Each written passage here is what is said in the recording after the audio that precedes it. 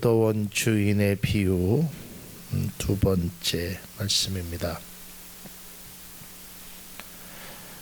오늘 말씀과 좀 일맥상통하기 때문에 전제로 말씀을 드리면, 오늘 이제 강원모 집사님이 찬양을 특송을 하기 전에 그냥 순종하는 마음으로 나왔습니다. 물론 그것이 겸손의 말씀이 될 수도 있고, 또 본인의 능력이 부족한데 그런 겸손이 될 수도 있지만, 거기에는 또 깊은 의미가 있습니다. 우리가 때로는 하나님 앞에 그냥 자격도 없고 능력도 없지만 하나님께서 나에게 이렇게 하시면 그저 순종하는 마음으로 그 일을 한번 해보면 거기에 큰 은혜가 있습니다. 근데 우리는 하기도 전에 할 수 없다고, 못한다고, 또 여러 가지 상황 속에서 이유를 대기는 그러한 모습이 우리 가운데 있습니다. 여러분, 하나님이 하라시면 그저 순종하는 마음으로 행할 수 있기를 주님의 이름으로 기원을 드립니다. 자, 이제 오늘 말씀도 마찬가지입니다. 이제 포도원 주인이 이제 일에 나가서 이제 품꾼들을 부르잖아요. 야, 너도 들어와라. 그러면 사실은 여러분, 거기에 일꾼들 중에는 일을 잘하는 사람도 있을 거고, 또 일을 좀 못하는 사람들도 있을 겁니다. 또 그 일꾼들 중에는 자기가 들어가서 일을 자신 있게 하겠다는 자신감이 있는 사람들도 있고, 또 어떤 사람은 나는 일은 할 수는 잘 못하지만 그래도 나는 먹고 살기 위해서 어쨌든 일을 해야 된다라는 애절한 심정을 갖고 있는 사람들도 있을 겁니다. 자, 그러면 왜 포도원의 주인은 일꾼을 찾으셨을까? 오늘 이 문제를 말씀드리겠습니다. 첫 번째 주제는, 주인은 왜 일꾼을 찾으셨을까? 표면적으로는 포도원에 일을 할 사람, 포도원에서 일을 할 사람을 찾으신 것은 분명합니다. 오늘 성경에 보면 이른 아침에 집주인이 나갔습니다. 포도원에 들여보내자. 상식적으로 포도원에 들여보낼 사람을 찾는데 놀 사람을 찾지는 않겠죠. 그러니까 일할 사람을 찾으신 거는 분명하단 말이에요. 그러나 주인은 일할 사람을 찾았지만 목적은 일이 아니었다라는 것을 오늘 성경은 분명히 말해주고, 나중에 이 결론 속에서도 마찬가지고, 이 비유의 전체적인 내용을 통해서 보면 사람을 찾으셨는데 그 찾는 목적이, 그것이 우리가 생각하는 것처럼 일을 시키기 위해서 찾은 것이 아니라는 것입니다. 그러면 왜 찾았느냐? 그것은 바로 그 사람을 찾고 있었다는 겁니다. 여러분, 한번 생각해 보세요. 일이 목적이라면 일은 아침에, 그러니까 아침 한 6시 정도 되겠죠. 6시에 나가서 일할 사람을 다 찾았을 것입니다. 그런데 일이 목적이 아니고 사람이 목적이었다는 거예요. 이게 이제 그 포도원 주인의 비유에서 아주 핵심적인 겁니다. 그러니까 사람이 목적이었으니까 아침 6시에도 나가고 9시에도 나가고 12시에도 나가고 3시에도 나가고 5시에도 나갔단 말이에요. 그러니까 사람을 찾으신 거지 일이 목적이 아니었다라는 겁니다.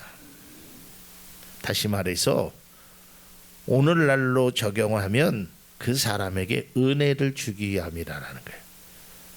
왜 그렇습니까?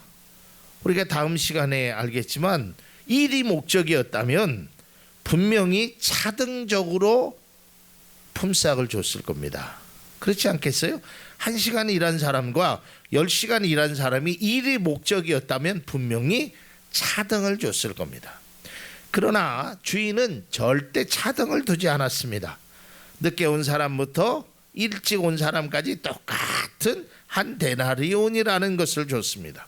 그러니까 이 주인이 사람을 부르시는 것은, 사람을 포도원에 들이는 것은 일을 시키기 위한 그 작은 목적을 이루기 위함이 아니라 일할 수 있는 은혜를, 또 불러주신 은혜를 주기 위해서 지금도 찾고 계신다는 것을 우리는 알아야 되는 것입니다.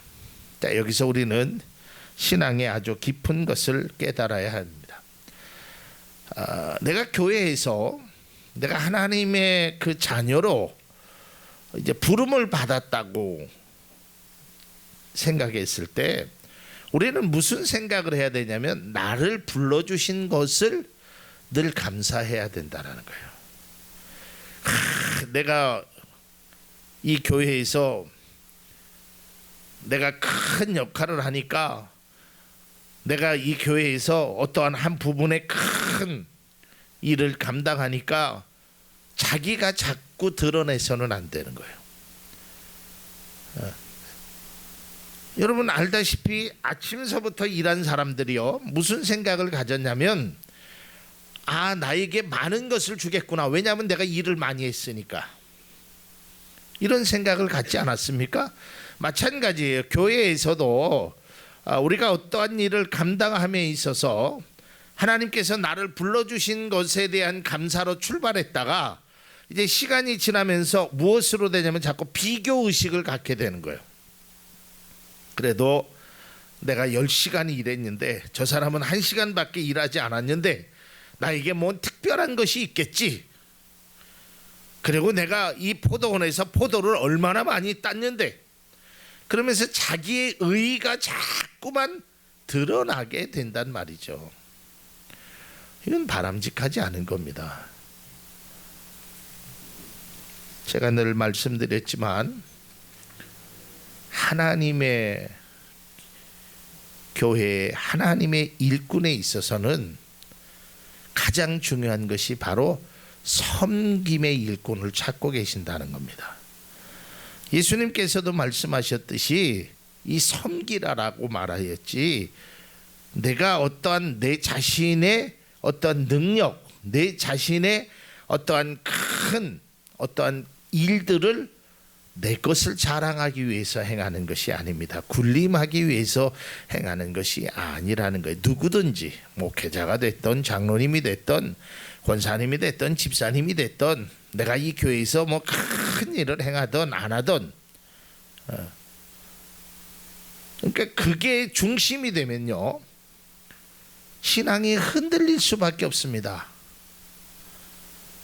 그러니까 내가 어떠한 그 일이 중심이고 내 목적이 중심이 되면 이게 신앙이 흔들릴 수밖에. 왜 하나님이 나를 불러주셨는지, 왜 포도원에 들이셨는지 그 목적성을 잃어버리면 결국은 일꾼이 주인에게 항의하는 일이 일어난단 말이에요.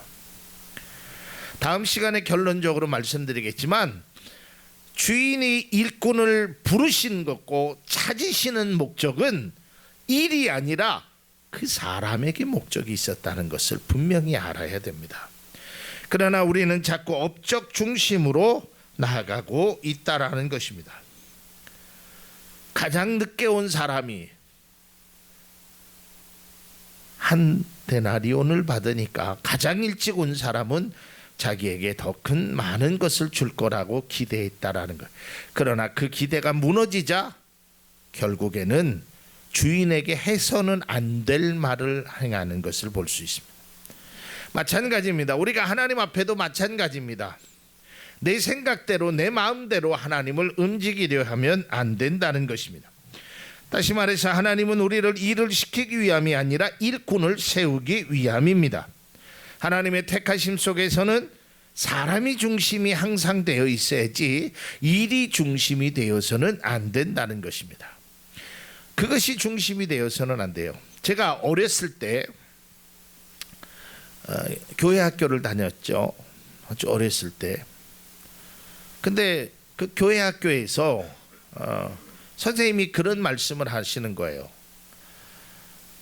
이번 이제 하반기 동안 7월부터 12월까지 우리 교회에 전도왕을 뽑는다 그래요. 전도왕.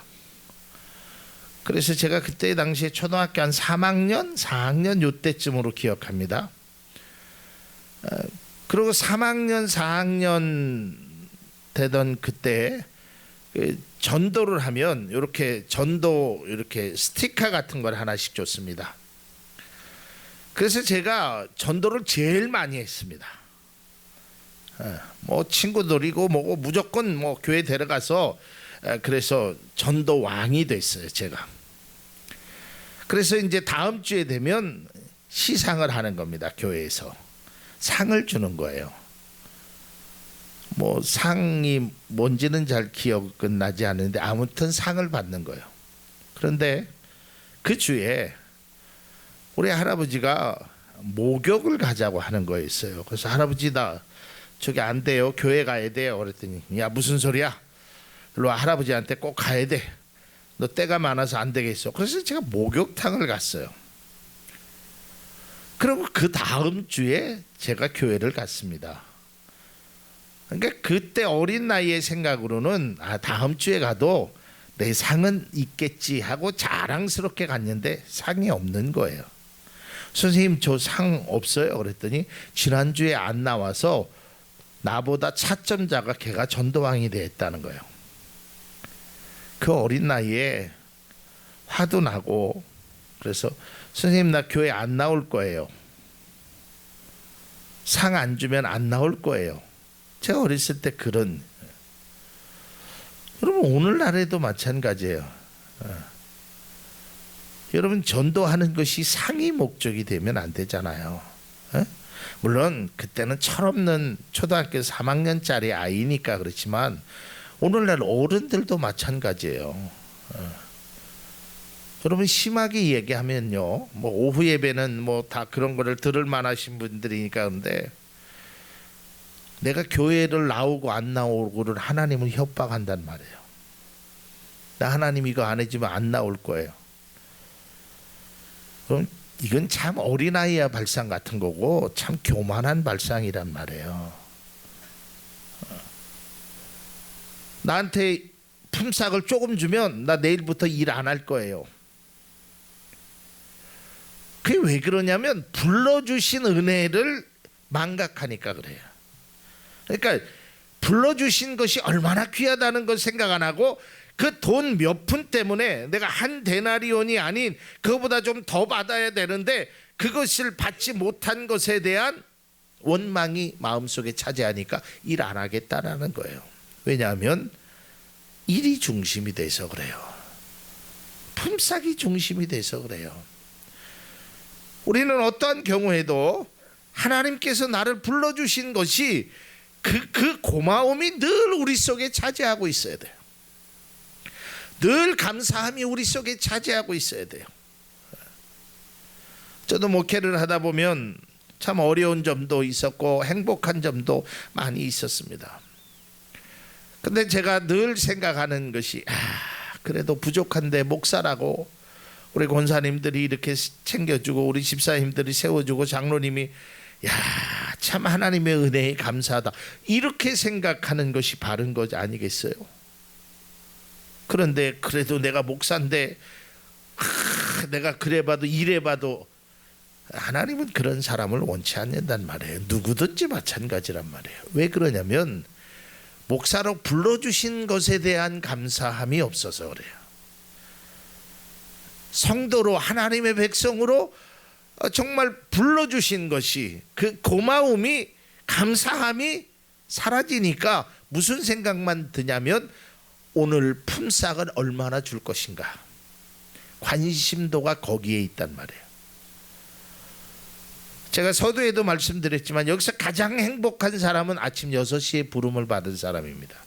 우리는 생각하기를 오후 5시에 부름을 받은 사람이 가장 행복한 사람이라고 얘기하지만 그렇지 않습니다. 가장 일찍 부름 받은 사람이 행복한 사람임에도 불구하고 그는 불행으로 마감했다라는 겁니다. 왜냐하면 나를 일찍부터 불러주신 것에 대한 그 하나님의 감사함, 나를 선민으로 하나님의 백성으로 세워주신 하나님의 그 은혜를 망각하니까 그것은 잊어버리고 오직 품삯 나에게 얼마를 줄 것인가, 이제 신앙의 계산이 되기 시작하는 거예요.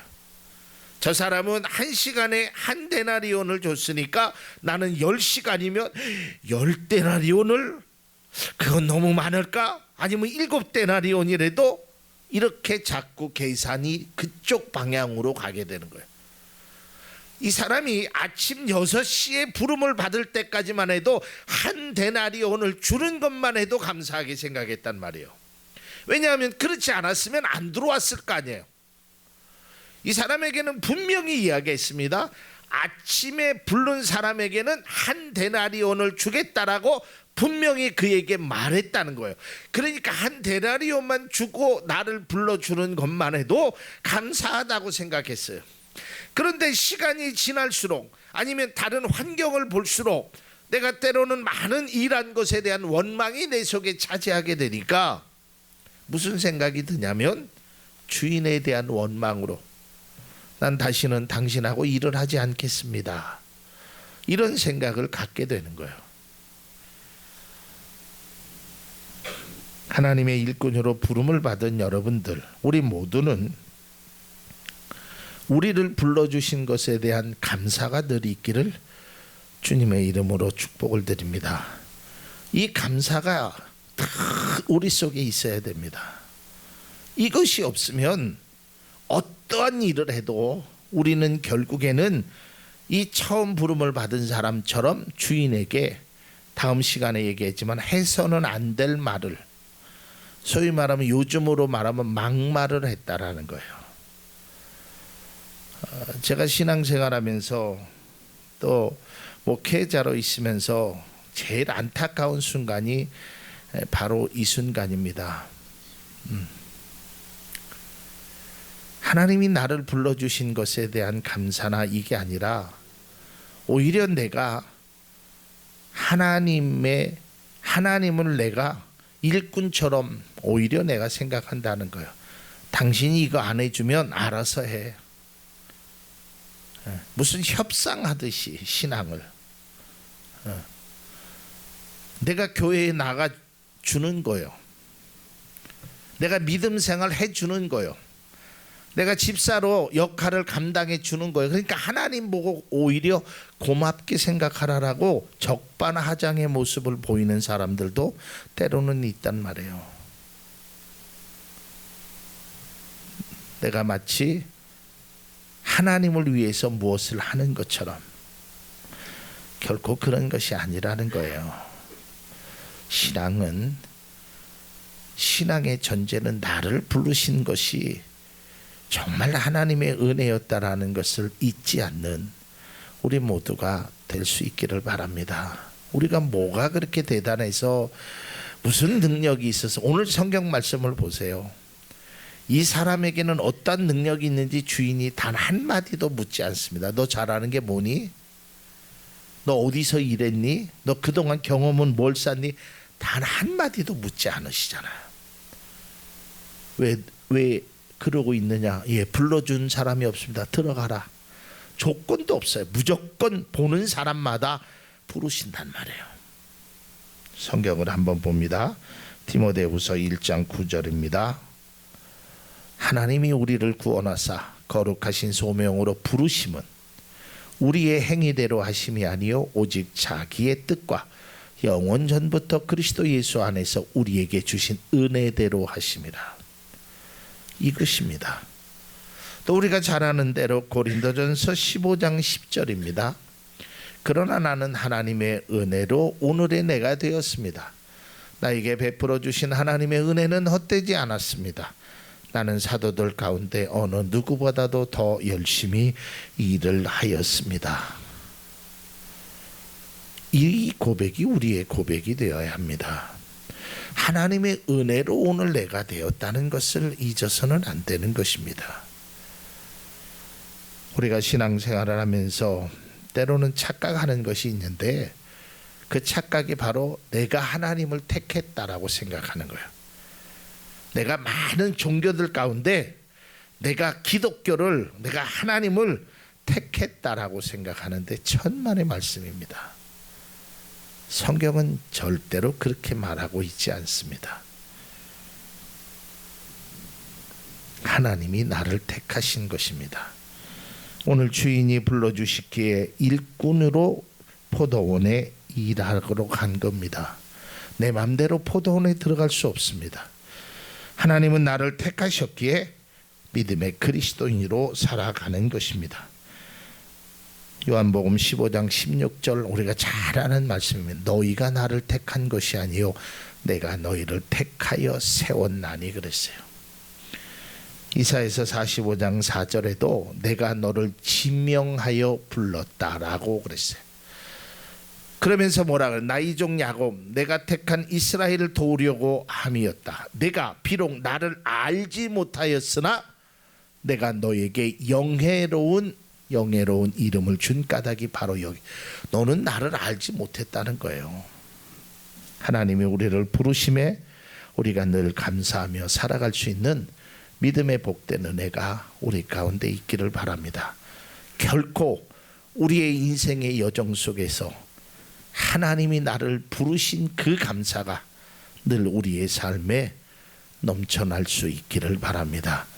우리가 그런 마음으로 귀한 찬양을 주님께 드리기를 원합니다. 내 인생 여정 끝내어 강 건너 언덕 이를 때 이 찬양으로 주님께 영광을 드리겠습니다.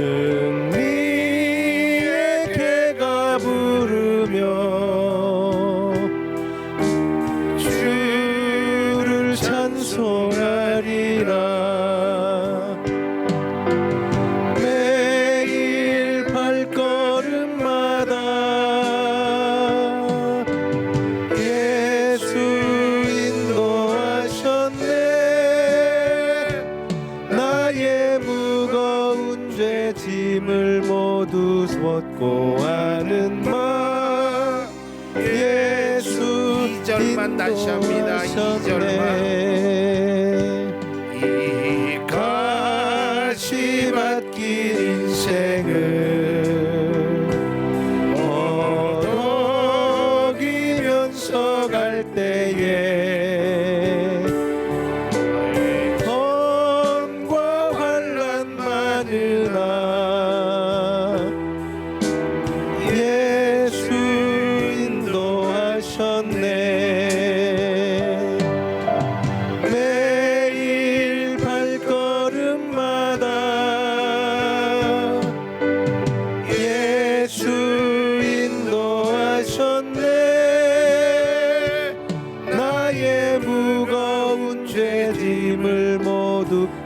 하고 하는 말 예수 인도하셨네.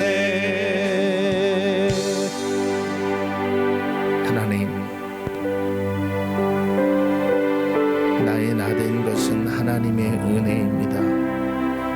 이 가시밭길, 이 험하고 어려운 길 속에 하나님이 지켜주신 은혜가 얼마나 소중하건만 그 품삯 몇 푼 때문에 주인을 원망하는 참으로 해서는 안 되는 배은망덕한 삶을 살아가지 않도록 우리의 삶을 하나님께서 지켜주시고 인도하여 주옵소서. 믿음의 복된 은혜로 하나님 함께하여 주옵소서. 나를 부르신 이도 하나님이시요 나를 부르신 목적은 일이 위함이 아니라 나를 사랑하셨다는 사실을 다시 한번 깨달는 우리 모두 되게 하여 주옵소서. 예수님 이름으로 기도드립니다. 아멘.